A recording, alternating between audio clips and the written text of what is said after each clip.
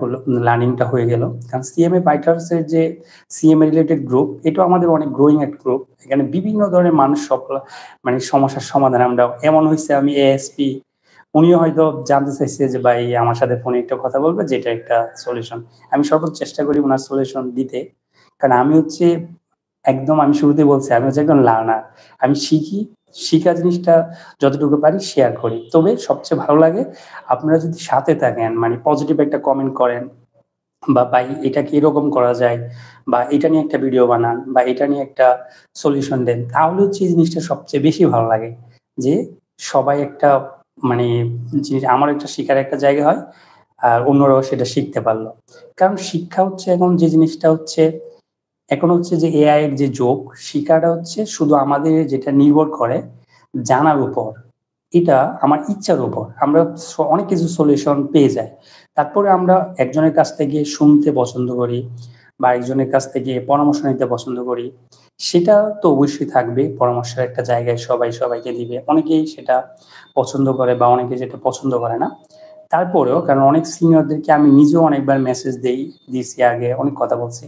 কেউ হয়তো মেসেজিং করছে, কেউ হয়তো রিপ্লাই করে নাই।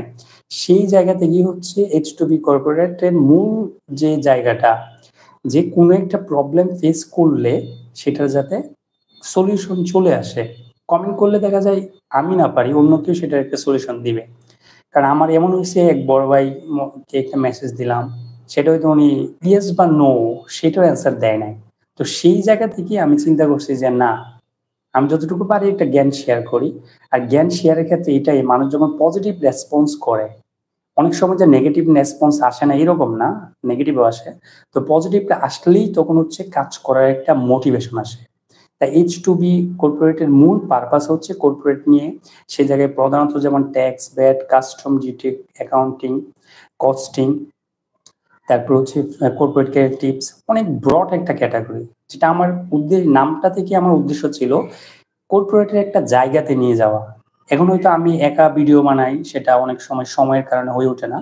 একসময় হয়তো যদি বড় হয় তাহলে যারা যারা অনেক সিনিয়র ভালো ভালো মেন্টর আছে অনেকের আমি ইনভলভ করার চেষ্টা করব কানেকশন করে, যারা হচ্ছে ফ্রিতে মানুষের সাহায্য করতে চায়, সবার কোনো না কোনো হেল্প করে যায়।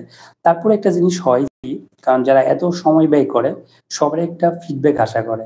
আমরা যখন দেখি যে একটা ম্যাটেরিয়াল তৈরি করতে অনেক বেশি পরিশ্রম করা হচ্ছে, সেই ম্যাটেরিয়ালটা ফ্রিতে দিলে হয়তো সবাই খুশি। কিন্তু সেখানে যদি কেউ বলল যে আমি একটা পিডিএফ দিব এইটা রিলেটেড আমাকে 50টা টাকা দাও, তখন হচ্ছে জিনিসটা আমরা নেগেটিভলি অনেকভাবে রিয়েক্ট করি। কিন্তু আমরা এটা চিন্তা করি না উনি যে এই জায়গাটাতে গেছে, সেই জায়গাটায় আসলে এত কষ্ট করে একটা জিনিস বানাইছে, সেটার একটা 2, 4, 5 টাকা 50, 100 টাকা সে দাবি করতে পারে।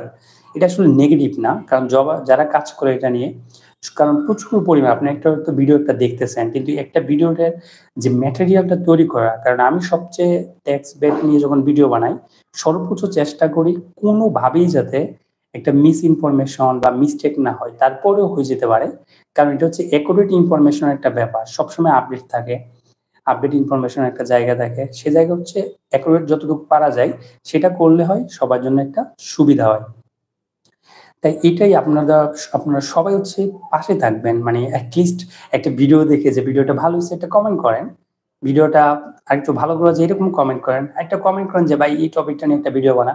কারণ আমি বরাবরই বলতেছি যে আসলে আপনি কমেন্ট করা মানে হচ্ছে আমি এটা নিয়ে কাজ করা, স্টাডি করা, তারপরে একটা যখন আমার কাছে মনে হয় যে একটা ম্যাটেরিয়াল পারফেক্ট হইছে, তখনই হচ্ছে আমি এটা ভিডিও বানাতে যাই। যতটুকু পারি সেটা চেষ্টা করি সবাই। তবে অবশ্যই যে পজিটিভ নেগেটিভ যাই হোক আপনারা অবশ্যই সাথে থাকবেন, কমেন্ট করবেন। কারণ যারা কনটেন্ট ক্রিয়েট করে এটাই হচ্ছে আসলে মূল যে বিষয়গুলো।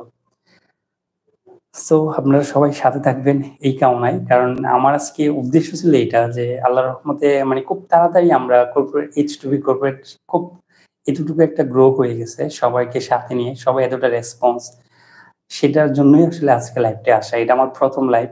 কোনো ভুল ত্রুটি হইলে অবশ্যই ক্ষমা করবেন। কারণ ১ম লাইভ হিসেবে আমি অতটুকু ভালো করতে পারি নাই। সেটা বোঝা যাচ্ছে। অনেক কিছু বলার ইচ্ছা ছিল। সেটা হয়তো বলতে পারি নাই। ঠিক আছে। দেখা হবে অন্য কোনো ভিডিওতে। আল্লাহ হাফেজ।